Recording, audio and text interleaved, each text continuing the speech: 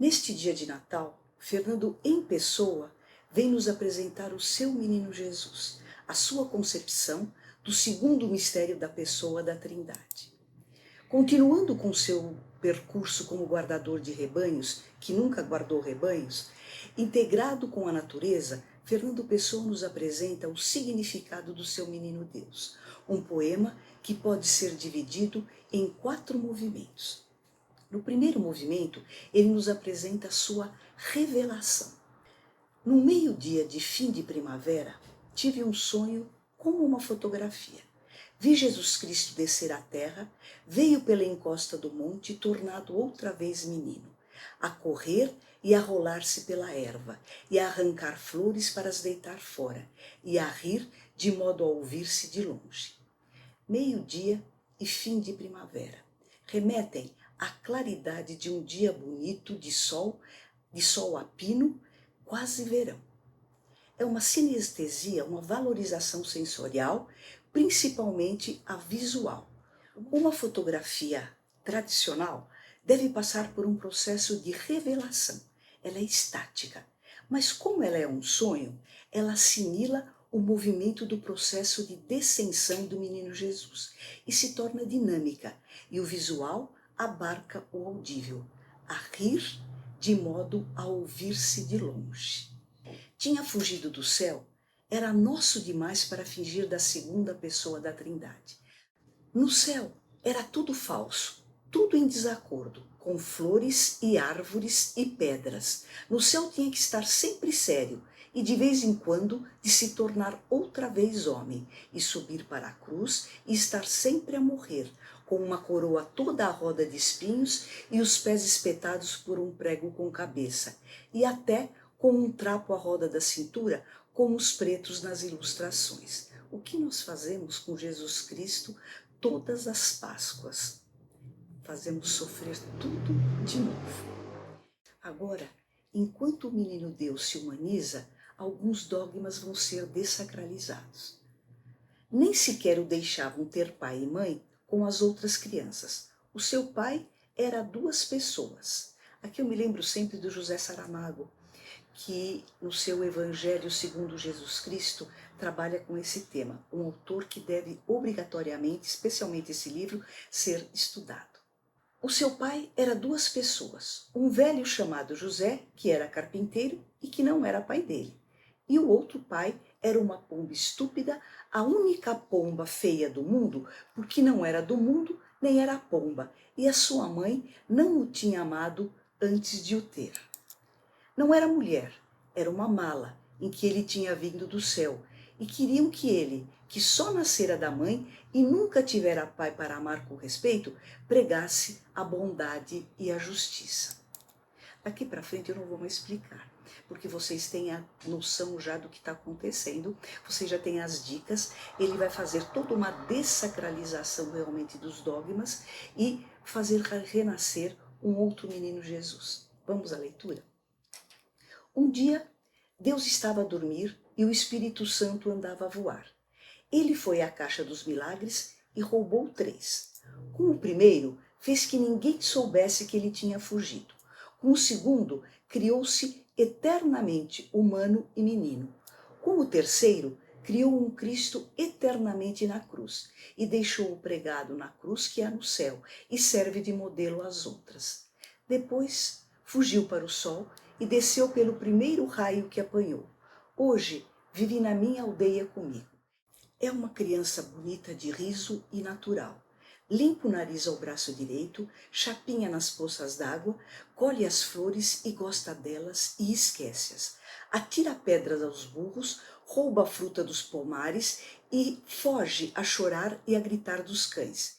E porque sabe que elas não gostam, que toda a gente acha graça, corre atrás das raparigas que vão em ranchos pelas estradas, com as bilhas às cabeças e levanta-lhes a saia.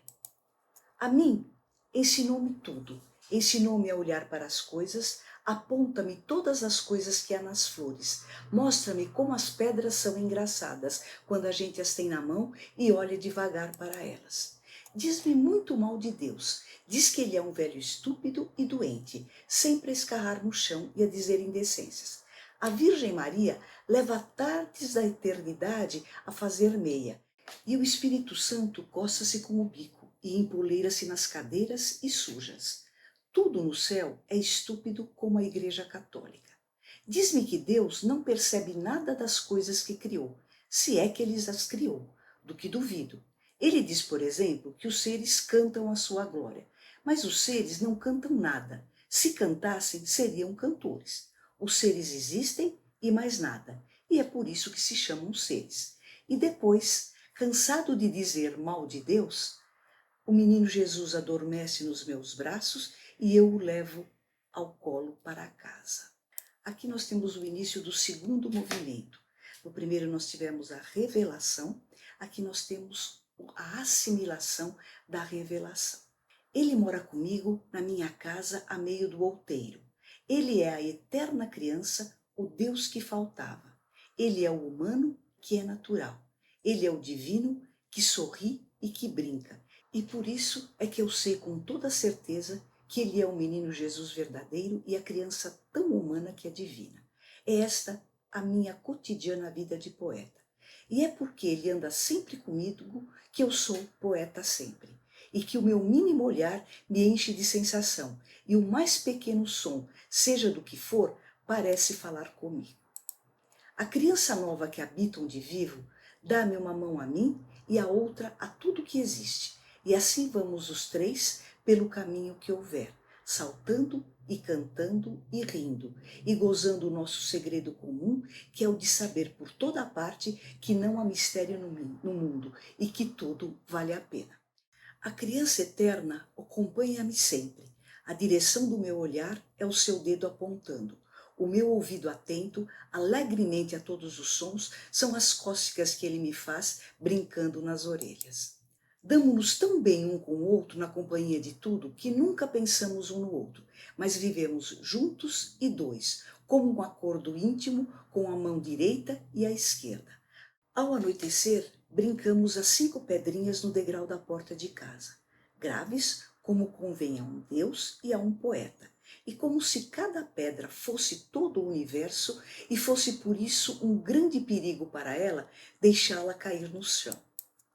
Depois eu conto-lhe histórias das coisas só dos homens, e ele sorri porque tudo é incrível.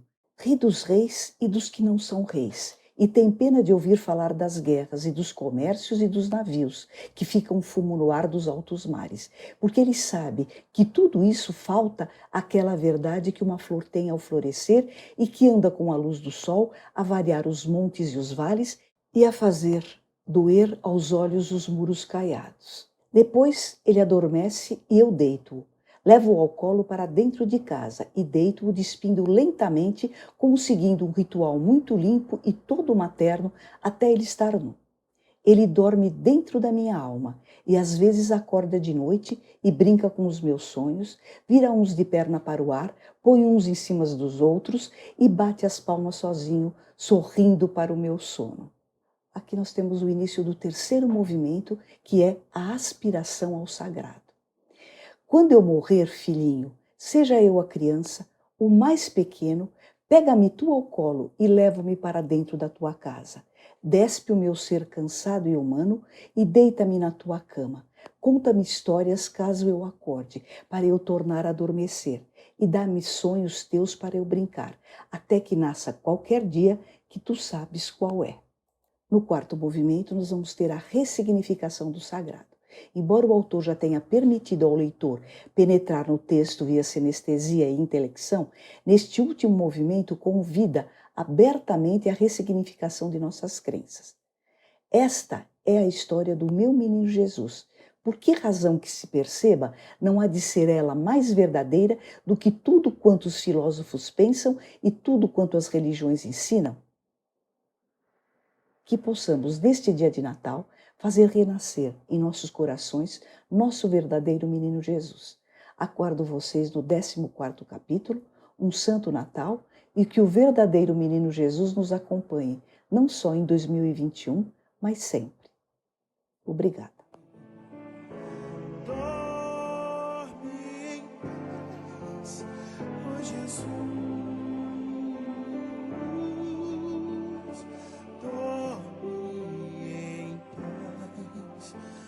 Jesus.